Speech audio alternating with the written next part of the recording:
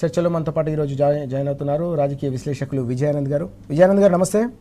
నమస్తే, good morning. Good morning Vijayanand గారు. మనకు ఈ రోజు రెండు కీలకమైన అంశాలు కనిపిస్తున్నాయి. ఒకటి, బీసీ రిజర్వేషన్లకు సంబంధించి రేపు జేఏసీ ఆధ్వర్యంలో తెలంగాణ బంద్కు పిలుపునిచ్చిన అంశం ఒకటి చాలా కీలకంగా కనిపిస్తుంది. దీనికి తోడుగా మరొక కీలకమైన అంశం క్యాబినెట్కు సంబంధించిన మంత్రుల వ్యవహారం, గత 2 రోజులుగా జరుగుతున్న పరిణామాలు, అనేక రకాల ఆరోపణలు, విమర్శలు, దానికి సంబంధించిన క్యాబినెట్లో కూడా చర్చ రావడం, మంత్రుల మధ్య కూడా ఏకంగా చీలిక వచ్చిందనే ఒక విషయం కూడా ఈరోజు పత్రికల్లో ప్రధానంగా కనిపిస్తుంది. ఇది కూడా పెద్ద ఎత్తున చర్చకు దారితీస్తున్న సందర్భం కూడా మనం చూస్తున్నాం. అయితే అన్నిటికంటే ముఖ్యంగా మనం ముందుగా రిజర్వేషన్లకు సంబంధించిన అంశం, నిన్న సుప్రీంకోర్టు కూడా దీనిపై స్పందించిన సందర్భం, రాష్ట్ర సర్కార్కు చుక్కెదురైన అంశం కూడా మనకు కనిపిస్తోంది. ఆ అంశాన్ని మనం ఎట్లా చూడాల్సిన అవసరం ఉంది? చట్టబద్ధంగా ఇప్పటికే బీసీలకు 42% రిజర్వేషన్లు ఇవ్వాల్సిందే అని చెప్పేసి ఓవైపు జేఏసీ, బీసీ నేతలంతా కూడా తెలంగాణ బంద్కు పిలుపునిచ్చారు. బీఆర్ఎస్ పార్టీ కూడా సంపూర్ణమైన మద్దతు ప్రకటించిన అంశం కూడా ఈరోజు పత్రికల్లో ప్రధానంగా కనిపిస్తుంది. బంద్ ఫర్ జస్టిస్ పేరిట చేపట్టిన ఈ కార్యక్రమాన్ని, అలాగే సుప్రీంలో నిన్న జరిగిన పరిణామాన్ని ఎట్లా చూడాల్సిన అవసరం ఉంది? సుప్రీంకోర్టులో నిన్న పరిణామం అనేది నిజంగా చిత్తశుద్ధితో బీసీల రిజర్వేషన్ ని ఎక్స్పెక్ట్ చేసిన వాళ్ళందరూ ఊహించినటువంటి పరిణామము. ఏదో కేవలం బీసీలను మభ్య పెడదామని ఆశించినటువంటి వాళ్ళు చేసిన ప్రయత్నము అది ఎట్లాగో ఫెయిల్ అవుతుంది, ఇది రాజకీయ చిత్తశుద్ధితో చేస్తున్నటువంటి పని కాదని చెప్పి మొదటి నుంచి కూడా నిజంగా బీసీల రిజర్వేషన్ చిత్తశుద్ధితో కోరుకుంటున్న వాళ్ళందరూ చెప్తున్నారు. హైకోర్టులో పోతుంది, హైకోర్టులో పోయిన తర్వాత కూడా చాలా వరకు చెప్పినా కానీ మళ్ళా కావాలని సుప్రీంకోర్టుకు పోయి ఏదో చేస్తున్నట్టుగా ఆ ప్రయత్నాలు చేయడం అనేది ప్రభుత్వం చేయొద్దుండే. వాళ్ళు అట్లా చేయడం కూడా చాలా మంచి పద్ధతి కాదు. అది ఆల్రెడీ 50% దాటద్దని చెప్పేసి ఉన్నప్పుడు వాళ్ళు ఎట్లాగూ దాన్ని కొట్టివేస్తారని తెలిసి కూడా మేము ఏదో చేస్తున్నాం అని చెప్పి చేయడానికి ప్రయత్నం చేసినారు. వాళ్ళ ఫెయిల్యూర్స్ ని కొద్దిగా ఏదో మేము చేయని ప్రయత్నం ఏముంది అని చెప్పి బుకాయించడానికి చేసిన ప్రయత్నంగా మాత్రమే కనబడ్డది. కాబట్టి వాళ్ళ బీసీలందరూ చాలా ఆవేశంతో, కోపంతో ఉన్నారు. అందులో భాగంగానే బంద్ పిలుపు ఉన్నది. ఆ బంద్ పిలుపుకు కూడా మీరు చూస్తే సమాజంలో అన్ని వర్గాల నుంచి చాలా పెద్ద మొత్తంలో మద్దతు వస్తున్నది.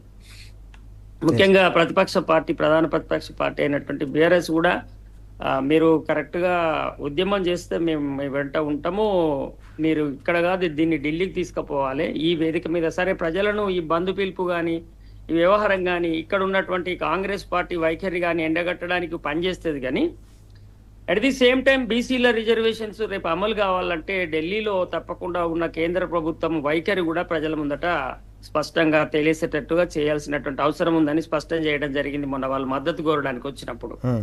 సో ఇది మంచి పరిణామము. ఇది ఓపెన్ కావాలి. అసలు దీనిలో విలన్ ఎవరు, పోరాడే హీరో ఎవరు అనేది క్లారిటీ రావాలి కదా ప్రజలకైతే. సో ఎవరైతే ఇవ్వాలనో వాళ్ళే ఇవ్వాలి అని చెప్పి నినాదించడం తప్ప ఇవ్వడానికి ప్రయత్నాలు చేయకపోవడం అనేది ఇక్కడ ప్రజలను కన్ఫ్యూజ్ చేసేటువంటి ఒక ప్రయత్నం. ఇది చాలా తప్పు ప్రయత్నం. ఇట్లాంటి దోకాబాజీ రాజకీయాలు ఇంకా ఇంత మారిన సమాజాన్ని కూడా చేయొచ్చు అనే ప్రయత్నం చేయడం అనేది రాజకీయ పార్టీలకు తగదు. అట్లా చేయకూడదు. వాళ్ళ పాలసీ లేకపోతే మేము చేయమని చెప్పాలి, చేస్తామని చెప్పి దాన్ని చేయకుండా మళ్ళీ వాళ్ళే దానికి అడ్డుకుంటూ చేసుడు, ఇట్లా మోసం చేయడం అనేది ప్రజలకు అర్థమైందాడు. అది చాలా తీవ్రంగా వ్యతిరేకతను ప్రదర్శిస్తుంది. ఇప్పుడు కాంగ్రెస్ పార్టీ కూడా మీరు చూడండి, తెలంగాణ మేమే ఇచ్చినామని చెప్తారు కానీ తెలంగాణ ఏర్పడిన తర్వాత కాంగ్రెస్ పార్టీని ప్రజలు చీకొట్టారు. ఎందుకంటే మమ్మల్ని చాలా సార్లు తెలంగాణ చేతిలో ఉండి ఇచ్చి కూడా మళ్ళీ ఆపి అనేక మంది చావడానికి కారణమైన పార్టీ ఇది, దుర్మార్గులు వీళ్ళు అని చెప్పి వాళ్ళు ఓటు వేయలే అప్పుడు. సో అట్లాగే ఇవాళ మేము బీసీ రిజర్వేషన్స్ ఇస్తామని చెప్పినటువంటి కాంగ్రెస్ పార్టీ అసలు స్వరూపం ఇప్పుడు అర్థమవుతున్నప్పుడు ప్రజలు బీసీ వర్గాలన్నీ కొద్దిగా అసహించుకుంటున్నాయి, వాళ్ళకి వ్యతిరేకంగా మళ్ళీ మాట్లాడుతున్నాయి. ఇప్పుడు ఇస్తామన్నప్పుడు కాంగ్రెస్ పార్టీకి కూడా తెలంగాణ ఇస్తామన్నప్పుడు కూడా మద్దతు ఇచ్చారు. మొన్న 42% ఇస్తామన్నప్పుడు కూడా ఇప్పుడున్న ప్రభుత్వానికి కూడా చాలా మంది సపోర్ట్ గా నిలబడ్డారు. కానీ వీళ్ళు చేస్తున్నది దోకా అని ఎప్పుడైతే అర్థమవుతుందో, అర్థమైనప్పుడు ఖచ్చితంగా చాలా వ్యతిరేకత డబల్ ఎదుర్కోవాల్సి వస్తది. ఇప్పుడు మనం గత చర్చలో కూడా అనుకున్నాం, ఇప్పుడు వీళ్ళ మెడకు పడ్డది అది ఉచ్చు, వాళ్ళు చేసిన పామే వాళ్ళ మెడకు పడ్డది అన్నట్టుగా కాంగ్రెస్ పార్టీ పరిస్థితి తయారైంది. బంధుపోకు సమాజం నుంచి అయితే అన్ని వర్గాల నుంచి ఇవాళ కాంగ్రెస్ పార్టీతో పొత్తులో ఉన్నటువంటి కమ్యూనిస్టులు కూడా మద్దతు ఇచ్చినారు. ప్రతి వాళ్ళు కూడా తెలంగాణలో ఇవాళ కలిసి వస్తూ మద్దతు ఇస్తున్నటువంటి పరిస్థితి ఉంది. ఓకే. రిజర్వేషన్స్ కావాలని మొదటి నుంచి అందరూ ఆకాంక్షిస్తున్నప్పటికీ కూడా చట్టపరమైన పరిస్థితి ఉంది. గతంలోనే రాజ్యాంగాన్ని ఇట్లాంటి అనేక విషయాల కోసం మార్చాలని కేసీఆర్ గారు అన్నప్పుడు ఆయన మీద ఒంటి కాలుతో లేసినటువంటి వాళ్ళందరూ ఇవాళ రాజ్యాంగాన్ని మార్చే తప్ప బీసీలకు రిజర్వేషన్ రాదని చెప్పి మాట్లాడుతున్నారు. ఓకే. వారు ఈ ఒక్క అంశమే కాదు, మహిళలకు సంబంధించిన రిజర్వేషన్స్ హక్కులు కావచ్చు, దళితులకు సంబంధించిన జనాభా పెరుగుదలకు సంబంధించినటువంటి రిజర్వేషన్ మార్పు కావచ్చు, అనేక అంశాల మీద రాజ్యాంగాన్ని మార్చాలి, సమీక్షించుకోవాల్సిన అవసరం ఉన్నది అన్నప్పుడు అప్పుడు పెద్ద మొత్తంలో ఆయన విమర్శించి టార్గెట్ చేసి నువ్వు రాజ్యాంగాన్ని మారుస్తావా అని చెప్పి ఆయనకి దొరతనాన్ని పూసి రకరకాల మాటలు మాట్లాడిన వాళ్ళు ఇవాళ బీసీ రిజర్వేషన్ లో 9th షెడ్యూల్ మారవాలంటే రాజ్యాంగం మారవడే కదండి. ఇవాళ సారీ చెప్తారా మరి? రాజ్యాంగాన్ని మళ్ళీ ఎందుకు మారుస్తారు? మరి మారవద్దు కదా. మరి రాజ్యాంగం మారకపోతే బీసీలకు న్యాయం జరుగుతుందా? ఖచ్చితంగా ఈ దేశంలో చాలా చాలా సమస్యలు ఇప్పుడు 70 ఏళ్ల క్రితం 80 ఏళ్ల క్రితం తయారైన విషయము ఇప్పుడు అనుకూలంగా మారిన పరిస్థితులకు అనుగుణంగా మార్చుకోవడం అనేది ఒక అభ్యుదయ ఆలోచన విధానము, గొప్ప చైతన్యవంతమైన ఆలోచన విధానం. దాన్ని కూడా రాజకీయంగా ఆలోచించి టార్గెట్ చేసి అంత గొప్ప విషయం మాట్లాడితే కూడా అప్పుడు విమర్శ చేశారు. ఇవాళ తప్పకుండా మళ్ళీ అదే ఎజెండా ముందటికి వస్తుంది. ఇవాళ ఆయన చెప్పిన జాతీయ స్థాయిలో ఇవాళ రాజ్యాంగం మార్చడం ద్వారా ఏవైతే ఈ దేశంలో ట్రక్ స్పీడు ఇంత ఉండాలని ఈ దేశంలో చెప్పినటువంటి ఒక నాయకుడు ఏ పార్టీ అయినా మంచిదే అండి. ఇప్పటి వరకు ఒక్క నాయకుని పేరు చెప్పండి ఎక్సెప్ట్ కేసీఆర్. అంటే అంత సున్నితంగా అంత పరిశీలించి దాన్ని స్టడీ చేసిన తర్వాత వారు అట్లా చెప్తే అప్పుడు ఆయనను విమర్శించారు. వాళ్ళ తప్పకుండా బీసీ రిజర్వేషన్లు రావాలంటే కూడా రాజ్యాంగం తప్పకుండా మారాలి, అనేక రకాల షెడ్యూల్స్ లో చేంజెస్ తీసుకొచ్చుకొని తప్పకుండా ఇంతకాలం ఏ వర్గాలకైతే సరైనటువంటి హక్కు దక్కలేదో తప్పకుండా దక్కేలాగా ప్రయత్నం జరగాలి. రేపటి బంద్ సక్సెస్ కావాలని చెప్పి మనం కూడా కోరుకుందాం. ఎస్ విజయ్ గారు, ఇప్పుడు మీరు చెప్పినట్టు వాస్తవానికి కూడా కాంగ్రెస్ ఇటు బీజేపీ రెండు జాతీయ పార్టీలు కేంద్ర ప్రభుత్వంలో అంటే పార్లమెంట్లో పూర్తి స్థాయిలో ఈ రెండు పార్టీలు కనుక అనుకుంటే ఒక క్షణంగా దీన్ని పాస్ చేయడానికి, కానీ అక్కడ ఏమాత్రం మాట్లాడకుండా కనీసం నోరు మెదపకుండా ఇక్కడ మాత్రం మేము మద్దతు ఇస్తున్నామని చెప్పి ప్రకటించడాన్ని ఎట్లా చూడాల్సిన అవసరం ఉంది దీనికి? అదే సార్, అంత అంటే కళ్ళ ముందట దోకా చేయడం అనేది నిజంగా కూడా ఇప్పుడు ప్రజలు కూడా బాగా సీరియస్ గా ఆలోచించాలంటే రాజకీయ పార్టీలు ప్రజల పట్ల ఏ దృక్పథాన్ని కలిగి ఉంటున్నాయి, ఆ నాయకత్వం ప్రజలను ఎంత చిన్న చూపు చూస్తున్నారు అనేది ఇటువంటి విషయాలలో సందర్భాలలో అర్థం చేసుకోవాలి. ఇప్పుడు 42% రిజర్వేషన్ అనేది వాళ్ళ మనోభావాలకి వాళ్ళ జీవితాలకు సంబంధించిన అంశం అని నువ్వు గుర్తించినప్పుడు దాన్ని ప్రాపర్ పద్ధతిలో చేస్తే చేయాలి తప్ప పైకి గుర్తిస్తావు లోపల అని చేస్తావు. ఇది ఏం ధోరణి?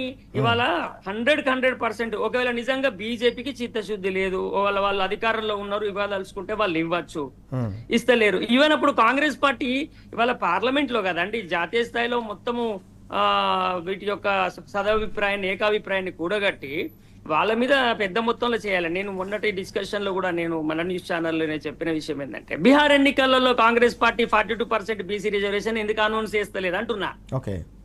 అక్కడ కూడా బీసీలు అత్యధికంగానే ఉన్నారు కదా జనాభాలో.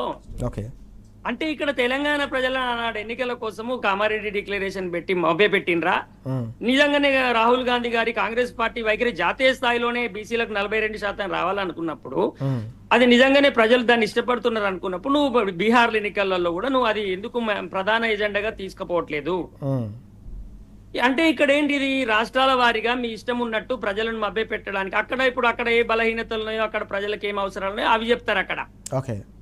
ఇక్కడ ప్రజల బలహీనతలు, ఇక్కడ ప్రజల చైతన్యం, ఇక్కడ ప్రజల డిమాండ్లు ఏమున్నాయో ఇక్కడ చెప్పి అప్పటి మందం పబ్బం గడుపుకుంటారు. ఈ పద్ధతుల్లో ఈ జాతీయ పార్టీలకు ఒక విధానం అంటూ లేకపోవడము, అవి వేళ్ళూనుకొని దేశంలో పట్టుకొని పోవడం వల్లనే ఈ దేశం వాస్తవంగా ఇంత వెనుకబాటు ఉండడానికి కారణం. చాలా మంది జాతీయ పార్టీలు ఉండాలని ఒక వాదన తీసుకొస్తుంటారు, కానీ వాస్తవంగా ఏ ప్రాంతంలో ఉన్న అవసరాలు ఆకాంక్షలు వేరువేరుగా ఉన్న క్రమంలో ప్రాంతీయ పార్టీల యొక్క అవసరాలు బలాలు, అందుకనే ఈ దేశంలో ఎక్కడ ప్రాంతీయ పార్టీలు ఉన్నాయో ఆ రాష్ట్రాలను అభివృద్ధి చెందినాయి మీరు ఒకసారి పరిశీలిస్తే. కాబట్టి ఈ జాతీయ పార్టీల ధోరణులు పూర్తి దోకాబాజీ, ప్రజలను వంచిస్తూ తేపకొక్క మాట మాట్లాడుతూ చెప్పే సిద్ధాంతము ఆచరణ వేరువేరుగా ఉంటూ ప్రవర్తిస్తున్న తీరు మనకి 70 సంవత్సరాల భారత రాజకీయాలలో ఉన్నది. ప్రజల పట్ల ఏమాత్రం ప్రేమ కన్సర్న్ లేనటువంటి రాజకీయ ఆకాంక్షల అవసరాల కోసం మాత్రమే అధికారాల్లోకి వచ్చి పబ్బం గట్టుతున్నటువంటి పరిస్థితి కూడా మనం చాలా విషాదం ఈ దేశంలో. అది ఇంకా కొనసాగుతూ ఇవాళ ఇప్పుడు 2025లో కూడా ఇవాళ కూడా అదే, అంటే ఇంత పత్రికలు, ఇంత మీడియా, సోషల్ మీడియా ప్రతి వాళ్ళు చైతన్యం అవుతున్న సందర్భంలో కూడా ఇచ్చే ఛాన్స్ తమ చేతిలో ఉండి కూడా ఎవరో ఇయ్యనట్టు ఊరికే ప్రజలని మభ్య పెడుతూ ఇంకా మేము మద్దతు ఇస్తాం ఎవరన్నా పోరాడితే అనే ధోరణి, అంటే ప్రజలను వంచడం కదా. ఆ వంచన ఇప్పటికైనా మానుకొని స్పష్టం చేయాలి. మేము ఇన్ని రోజులలో ఇస్తాము, లేకపోతే ఇవ్వము, మేము ఈ అంశాలను మేము ఇవ్వలేము, ఈ అంశాలను ఇవ్వగలము అని చెప్పి క్లియర్ గా స్పష్టంగా చేయాలి. అట్లా చేయకుండా దోకగా ప్రజలని వంచిస్తూ నిరంతరం పబ్బం గడుపుకునేటువంటి పద్ధతి రాజకీయ పార్టీలకు మంచిది కాదు. అది ఏ రాజకీయ పార్టీ అయినా అది చిత్తశుద్ధితో నిర్వహించగలము, చేయగలము అన్నప్పుడే వాళ్ళకి వాగ్దానం చేయాలి. చేసిన వాగ్దానాన్ని అంశాల వారీగా దాన్ని కాకపోతే కాస్త టైం అటు ఇటుగా అభిప్రాయాలను కూడగొట్టడానికి కొంత టైం పట్టినప్పటికీ, చట్టం చేయడానికి కొంత టైం పట్టినప్పటికీ దాన్ని ప్రాపర్ గా చేయాలి. ఇవాళ చూడండి, గవర్నర్ కు జీవో పంపడము, లేకపోతే జీవోలు తీసి రిజర్వేషన్లు ఇస్తామనడం అనేది ఎంత ఒక అధికారంలో రాజకీయాలలో ఒక ప్రభుత్వం నడుపుతున్న వాళ్ళు చేయదగిన పనేనా అంటే అట్లా ఇవన్నీ కూడా చాలా తప్పుడు విధానాలతో ప్రజలని తాత్కాలికంగా మభ్యపెట్టే పద్ధతులు ఇవి పనికిరావు రాజకీయ పార్టీలకి. పెద్ద ఎత్తున ప్రజల్లో చర్చకు దారితీస్తున్న పరిస్థితి. మేడారం జాతర పనుల నుంచి మొదలైన మంత్రుల మధ్య మొదలైన వివాదం అనేది దాని వెనుక మరో ప్రధానమైన కారణం ఉంది. మైనింగ్ ముసలం దాగి ఉందనే అంశం ఈరోజు మనకు పత్రికలో, నమస్తే తెలంగాణలో కావచ్చు, పత్రికలో ప్రధానంగా కథనాలు కనిపిస్తూ ఉన్నాయి. సుడులు తిరిగిన సూర్యాపేట మైనింగ్ భాగోతం, మొత్తం సెటిల్మెంట్ గుట్టు రట్టు చేసిన గన్ పాయింట్ అంటూ కీలకమైన వార్త మనకు కనిపిస్తూ ఉంది. ఎట్లా చూడాల్సిన అవసరం కనిపిస్తుంది? మొత్తం వ్యవహారాన్ని, నిన్న జరిగిన పరిణామాల్ని మనం ఎట్లా చూడాల్సిన అవసరం ఉంది? ఇది మొదటి నుంచి కాంగ్రెస్ పార్టీ అధికారంలోకి వస్తే ఈ పరిస్థితులు ఉంటాయి అని చెప్పేసి చాలా విమర్శలు వేరే రాజకీయ పార్టీల నుంచి కానీ కొంత సమాజంలో కూడా అది ఉంది. దాన్ని ఇప్పుడు పొంగులేటి శ్రీనివాసరెడ్డి గారి మాటల్లోనే ఇవాళ పత్రికల్లో ప్రధానంగా వచ్చింది, కాంగ్రెస్ లో ఇది సహజమే అని. అదే విషయం చెప్తారు చాలా మంది, కాంగ్రెస్ వస్తే ఈ విధాలు అన్నీ ఉంటాయి అని చెప్పేసి. ఏముందండి, స్పష్టంగా ఇవాళ నా మంత్రి సంబంధించినటువంటి శాఖలో మీరు టెండర్లు ఎందుకు వేసిండ్రు, నా టెండర్లు, మా వాళ్ళు వేసిన టెండర్లు, మీ వాళ్ళ వేసిన టెండర్లు అని బహిరంగంగానే వాళ్ళు మాట్లాడుతున్నారు ఓపెన్ గా. సో పర్సెంటేజ్ లో పంచాయతీ ఉందని ఇప్పటికీ చాలా విమర్శలు వస్తున్నాయి, వాటి మీదనే గొడవ. ఇవాళ మంత్రి గారి ఇంటి దగ్గరికి పోలీసులు ఎందుకు వచ్చిర్రు అనేది ఆన్సర్ అయితే చేయాలి కదా ఎవరో ఒకరు. అక్కడ నుంచి ఇక మనకు మొత్తం తీగాది, దాన్ని లాగిన కొద్దీ వస్తూ ఉంటది వ్యవహారం. ఇవాళ ఇప్పటికే చాలా తీవ్రమైన ఆరోపణలు ఈ ప్రభుత్వం మీద వచ్చినాయి. అనేక మంది పారిశ్రామికవేత్తలని, పెట్టుబడిదారులని బెదిరిస్తున్నారు, ఒత్తిడి చేస్తున్నారని. గతంలో సినిమా సంబంధించినటువంటి వాళ్ళను అనేక రకాల ఒత్తిళ్లు చేసి, బెదిరించి, అరెస్టులు చేసి వాళ్ళను కూడా లొంగ తీసుకున్నారు. ఇట్లా ఒక రకంగా చాలా టార్చర్ ఫేస్ చేస్తున్నారు, చాలా వర్గాలు ఇబ్బంది పడుతున్నాయి అనేది ఒక తీవ్రమైనటువంటి విమర్శ ఇప్పటికీ ఉన్న సందర్భంలో ఇవాళ బహిరంగంగానే ఇవాళ ఒక మంత్రి కుటుంబంలోంచి ఒక పర్సన్ వచ్చి ఇవాళ ఏమేం జరుగుతుంది లోపల, ఏ అంశాల కోసం ఎవరెవరు ఎట్లా ఒత్తిళ్లు చేస్తున్నారు అనేది స్పష్టంగా ఇప్పుడు ఏదో పార్టీ వాళ్ళు ఇంకా ఎవరో చేసిన జర్నలిస్ట్ లో కనిపెట్టి రాసిన రాతలో కాకుండా ఒక మంత్రి కుటుంబంలో ఇవాళ మంత్రి గారి నివాసం నుంచే ఒక పర్సన్ ఓపెన్ గా చెప్పిండ్రు. ఈ పాయింట్ బ్లాక్ లో గన్ను పెట్టి బెదిరించడము అంటే ఇంకా ఎట్లా ఉంటది పరిస్థితి మీరు అర్థం చేసుకోండి. చాలా పరిశ్రమలు వెళ్ళిపోతున్నాయి అని మొత్తుకుంటున్నారు. ఎందుకు వెళ్ళిపోతాయండి? వచ్చినాయి ఆల్మోస్ట్, సరే కొంత ఇబ్బందులు ఉన్నా వచ్చినాం కదా, ఈ ఎస్టాబ్లిష్మెంట్ అంతా చేసుకున్నాం కదా, ఇప్పుడు నష్టం అవుతుంది, ఏదో తీరు నడిపిద్దామని అనుకుంటారు. కానీ ఇవి లేకున్నా మంచిదే, వదిలేసిపోదామనే కాడికి ఇవాళ పారిశ్రామికవేత్తలు, పెట్టుబడిదారులు ఆ రకంగా ఆలోచించే పరిస్థితి ఎందుకు ఉందంటే, ఇవాళ డెక్కన్ సిమెంట్ యాజమాన్యానికి పాయింట్ బ్లాక్ పెడితే ఇంకో మంత్రి ఇంటర్ఫేర్ అయ్యి ఇంకో మంత్రి మీద కంప్లైంట్ చేసిర్రు అనేది దీనిలో చర్చ. దానికోసమే పోలీసులు మీ కేసు నమోదు చేయకపోతే ఆ మంత్రి బెదిరించిండు, ఇప్పుడు నువ్వు అట్లా చేయకపోతే నేను ఊరుకోనని. ఆ మంత్రిని కాపాడాలంటే ఈ మంత్రిని బెదిరియాలి. ఈ మంత్రికి అంత బలం లేదు. ఈ మంత్రి కొద్దిగా బీసీ, తర్వాత ఈమె మీద కొన్ని ఇదివరకే అప్లికేషన్స్ ఉన్నాయి, ఈమెను ఎట్లా చేసి రిమూవ్ చేద్దామని చాలా రకాల ప్రయత్నాలు చేస్తున్న పరిస్థితి ఉన్న సందర్భంలో ఇవాళ బీసీ ఉద్యమం వస్తున్న టైంలో ఇప్పుడు ఆమెను ముట్టుకుంటే ఇంకో రకంగా వాతావరణం పోతుంది. కాబట్టి దాన్ని ఇప్పుడు వాళ్ళు సర్దుకొని, ఇప్పుడు ఆమె ఏమంటున్నారు, నిన్న మంత్రి గారు వాళ్ళ ఏఐసిసి నాయకత్వాన్ని కలిసి వచ్చిన తర్వాత నాకుండే సమస్యలు నేను చెప్పినా వాటిని పరిష్కరించి అడ్జస్ట్ చేస్తామన్నా. అంటే ఏమన్నట్టు ఎవరి వాటాలు ఏంటిదో మేము ఇట్లా చేసుకోండి అని చెప్తే అట్లా కాదు కదండి. మరి అన్యాయంగా ప్రభుత్వము పరిపాలన వదిలిపెట్టి ఈ రకంగా మంత్రులే ఈ పనుల మీద నిన్న కేబినెట్ జరుగుతూ కూడా అవే విషయాలు చర్చించడం జరిగిందని పత్రికలలో వార్తలు రావడం చాలా దురదృష్టకరం. రాష్ట్రంలో ఈ వాతావరణము రాష్ట్ర ప్రయోజనాలను దెబ్బతీసేదిగా తయారవుతుందనే ఒక బాధ అయితే అనిపిస్తుంది. విజయ్ గారు చెప్పినట్టు రవి గారు ఇక్కడ ఉంది ఈ వ్యవహారం ఏదైతే ఉందో, మైనింగ్కు సంబంధించిన ముసలం కావచ్చు, మేడారం టెండర్లకు సంబంధించిన వ్యవహారం, మంత్రుల మధ్య పెరిగిపోతున్న ఈ వివాదం అనేది నిన్న క్యాబినెట్ను కుదిపేసింది. క్యాబినెట్లో ఏకంగా మంత్రివర్గం రెండుగా చీలిందనే అంశం కనిపిస్తోంది. దీంతో పాటుగా మంత్రులు విరుచుకుపడ్డారు. సీఎంపై క్యాబినెట్ ఫైర్ అనే వార్త కూడా మనకు చూస్తూ ఉన్నాం.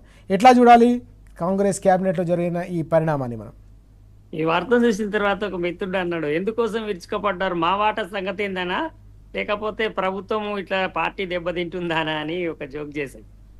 సో అట్లా ఇప్పుడు విరుచుకుపడ్డది దేనికోసము? అసలు ఎవరిని అరెస్ట్ చేయడానికి పోలీసులు వచ్చిండ్రు, ఎవరిని అరెస్ట్ చేసిండ్రు, చేస్తే కేసు నమోదైందా, అసలు ఆరోపణ చేసిన వాళ్ళు తప్పైతే ఆమెను ఇంకా ఎందుకు అరెస్ట్ చేయలేదు? ఈ ప్రభుత్వం మీద మంత్రుల మీద అంత పెద్ద మాటలు, ఈ ప్రభుత్వ సలహాదారే దీని వెనకాల, ఈ దోపిడీ వెనకాల ఉన్న ముఠా నాయకుడు అని చెప్పి డైరెక్ట్ గా ముఖ్యమంత్రిని టార్గెట్ చేసినప్పుడు అది చాలా పెద్ద తప్పు కదండి. ఆ ఆరోపణ చేసిన వాళ్ళని ఇప్పటి వరకు ఎందుకు అరెస్ట్ చేయలేదు? పోనీ ఆయన ఎవరో వాళ్ళ పిఎన్ ఎవరో సస్పెండ్ చేసిన ఆయనను అరెస్ట్ చేసిండ్రా? ఒకవేళ ఆయన అరెస్ట్ చేయదగిన వ్యక్తి అయితే ఆయన మంత్రి ఇంట్లో ఎందుకున్నాడు? ఉంటే ఆమె ఎక్కించుకొని కారులో ఆయనను పోలీసులు అరెస్ట్ చేయకుండా కాపాడడానికి ఎక్కడ తీసుకెళ్ళింది, ఎందుకు తీసుకెళ్ళింది? ఇప్పుడు మిగతా మంత్రులందరూ కూడా, కాంగ్రెస్ పార్టీలో ఉన్న వాళ్ళందరూ కూడా కొండా సురేఖ గారిది రైట్ అంటారా, పొంగులేటి గారిది రైట్ అంటారా, ముఖ్యమంత్రి గారిది రైట్ అంటారా అనరా? ప్రజల ముందు ఇవన్నీ ఉన్నాయి ప్రశ్నలు. ఇప్పుడు దీనిలో పొరపాటు జరిగిందని చెప్పి డైరెక్ట్ వాళ్ళ ఏఐసిసి కూడా ఇన్వాల్వ్ అయ్యి ఈ విషయాలను డిస్కషన్ చేస్తుంది. అంటే కాంగ్రెస్ పార్టీ గురించి కూడా ఇప్పుడు మనకి ఒక క్లారిటీ వస్తుందండి. అధిష్టానం కూడా ఎంత దుర్మార్గంగా ఉంటది అనేది ఇప్పుడు మీకు అర్థమైపోతుంది. ఈ అవినీతి అంత ఏంది, ఈ ఆరోపణలు అంత ఏంది, మిమ్మల్ని తీసేస్తాం, మీ కాంగ్రెస్ పార్టీ నుంచి సస్పెండ్ చేస్తాం అంటారా? మీరు సర్దుకొని మంచిగా ఎక్కడెక్కడ సెటిల్మెంట్ చేసుకోమని సైలెంట్ గా ఉంచుతారా? ఇందులో ఎవరిని కాంగ్రెస్ పార్టీ నుంచి సస్పెండ్ చేస్తారో చూస్తే అప్పుడు ఢిల్లీ మూటలు అనే ఒక ఆరోపణ వస్తుంది కదా ఇప్పటికి వాళ్ళ మీద. అది తప్పు, 100% తప్పు. అట్లాంటిది వాళ్ళు కాదు, ఢిల్లీకి ₹1 ముడతలేదు కాబట్టి వాళ్ళు స్ట్రిక్ట్ గా ఉన్నారు, ఇక్కడ నిజాయితీగా అట్లాంటి అవినీతిని ఎంకరేజ్ చేయరని ఖచ్చితంగా ప్రజలకు స్పష్టం చేసుకునే అవకాశం ఇప్పుడు కాంగ్రెస్ పార్టీ ముందట ఉంది. కానీ ఎవరి మీద చర్య తీసుకోవాలి కదా. ఇప్పుడు ఎవరిదో ఒకరిది తప్పు ఉండాలి. కొండా సురేఖ గారిది తప్పు ఉండాలి, లేదా పొంగులేటి శ్రీనివాసరెడ్డిది, వేం నరేందర్ రెడ్డిది, రేవంత్ రెడ్డిది, ఎవరిదో ఒకరిది తప్పు ఉన్నది. ఇలా ఎవరిది ఉందో ఎవరిది లేదో అధిష్టానం అయితే తేవాలి కదా. ఇదేదో టీవీలకు పత్రికలకు వచ్చిన వార్త కాదండి. ఇప్పుడు కోట్లాది రూపాయల ప్రజల సొమ్మును పట్టవగలు దోసుకుంటున్నారు అనేది ఆరోపణ. అది ఎవరు చేస్తున్నారు? ప్రతిపక్షాలు, పత్రికలు చేస్తలేవని నేను పదే చెప్తున్నా. వాళ్ళే మంత్రుల కుటుంబ సభ్యులు చెప్తున్నారు. చెప్తున్నప్పుడు విచారణ ఏది? ఎవరి మీద చేస్తారు విచారణ అనేది చెప్పని. విచారణ జరగడానికి టైం పడుతుంది, ఓకే, కానీ పలానా వాళ్ళ మీద విచారణ చేస్తున్నాం, వీళ్ళని నిందితులని మేము భావిస్తున్నాం అని అయితే చెప్పాలి కదా. సో ఆరోపణ వచ్చిన వాళ్ళ మీద ఆ పార్టీ, ముఖ్యంగా ప్రభుత్వం విచారణ చేస్తుందా, వాళ్ళను అరెస్ట్ చేస్తుందా, రేపు పొద్దుగాల ఈ పైసలు టెండర్లను రద్దు చేస్తుందా, అదంతా పక్కకు పెడదాం. కాంగ్రెస్ పార్టీగా, జాతీయ పార్టీ, ఏఐసిసి వర్గాలు ఇవాళ ఈ రాష్ట్రంలో ఇంత అవినీతి జరుగుతుందని వాళ్ళే ఆరోపణ చేసుకుంటున్నప్పుడు ఎవరి మీదనో ఒకరి మీద చర్య తీసుకోకపోతే దాని అర్థం ఏంది? సో మా సంగతి ఏందని అంటారా ఏంది? వాళ్ళు కూడా ఇందులో ఇందులో మీరే నానే మాకు ఈ విషయాలన్నీ తెలియదు, దీనిలో మాకు రాలేదు కదా లెక్క అని అడుగుతారా? ఉమ్, లేదు అంటే ఏదో అడ్జస్ట్ చేసుకుంటారా, లేదంటే సీరియస్ గా స్ట్రిక్ట్ గా ఈ దుర్మార్గాలను మేము సహించము, రాహుల్ గాంధీ గారు చాలా గొప్ప భారతదేశ భవిష్యత్తు కోసం ఆలోచించి చాలా కష్టపడి పనిచేస్తుంటే మీరు ఇట్లా చేస్తారా, మిమ్మల్ని పార్టీ నుంచి తీసేస్తామని చెప్తారా? ఓకే. ఇవైతే ప్రశ్నలు కదండి సీతారాం రాజు. Yes yes. చాలా తీవ్రంగా ఇవాళ ఒక రాజకీయ పార్టీ ఇట్లాంటి దుర్మార్గాలను సహిస్తే ఆ పార్టీలు ఇంకా ఈ దేశంలో కొనసాగితే ప్రజల పరిస్థితి ఏంది, దేశం పరిస్థితి ఏంది అనేది ఇప్పుడు కీలకమైన ప్రశ్న కదా. Right. కాబట్టి నేననేది ఏంటంటే రాజకీయ పార్టీలు కానీ సమాజంలో ఉండే ఆలోచించే వాళ్ళకి నేననేది ఏంటంటే రైట్. అవినీతులు అనేది ఇప్పుడు వ్యక్తిగతంగా సొసైటీలో కొద్దిగా జరుగుతాయి కానీ ఓకే. వ్యవస్థలు పార్టీలు అవినీతిని ఎంకరేజ్ చేస్తుంటే అది ఇంకా అంత ప్రమాదకరం అవుతుంది కదా. ఓకే. ఒక కేసులో ఒకరిని అరెస్ట్ చేసి శిక్ష వేయడం ద్వారా 500 కోట్లు 100 కోట్లు కాపాడపోతే పోతాయి అనుకోండి. ఓకే. కానీ అట్లాంటి వ్యక్తులను పార్టీలలో పదవులలో పెడుతుంటే ఉన్నారని తెలిసినా తీసివేయకుండా ఉండేటువంటి రాజకీయ పార్టీ ఎంత ప్రమాదకరం, ఈ అవినీతి పరుడు కంటే చాలా ప్రమాదకరం కదా. ఎస్. అసలు అది పెద్ద విషనాగు. రైట్. ఆ విషనాగును మనము లేకుండా చేసుకోవాల్సినటువంటి అవసరం ఉంటది. ఇట్లాంటి రాజకీయ పార్టీలు దురదృష్టం ఏంటంటే ఇంత క్లారిటీ వచ్చి ఇంత జరుగుతుంటే కేంద్ర ప్రభుత్వంలో ఉన్నటువంటి కాంగ్రెస్ కి వ్యతిరేకంగా ఉన్న బీజేపీ పార్టీ ఇప్పటి వరకు ఈ అంశం మీద ఎక్కడ మాట్లాడతలేరు. మీరు టీవీగా విశ్లేషించాలి సార్. Right right. ఇది చాలా కీలకం వల్ల ఇది కూడా. ఓకే. అంటే రాజకీయాలు ఈ దేశంలో ఎట్లా జరుగుతున్నాయి, ఇప్పుడు ఎవరు మాట్లాడాలండి? ఒక కాంగ్రెస్ పార్టీ చాలా తీవ్రమైన ఆరోపణలు ఎదుర్కొంటున్నప్పుడు బీజేపీ ప్రెస్ మీట్ పెట్టి ఇప్పుడు దుమ్ము దులపాలే కదా. Right right. లేదు చూడండి, వాయిస్ లేదు. లేకపోగా అసలు కేసీఆర్ దీని లేదా కేటీఆర్ దీని లేదా అని బీజేపీ వాళ్ళు మాట్లాడతారేమో చూద్దాం మనం ఇంకా రానున్న రోజుల్లో. ఎస్. నిజంగానే చాలా కీలకమైన విషయాలు ప్రస్తావిస్తున్నారు విజయ్ గారు.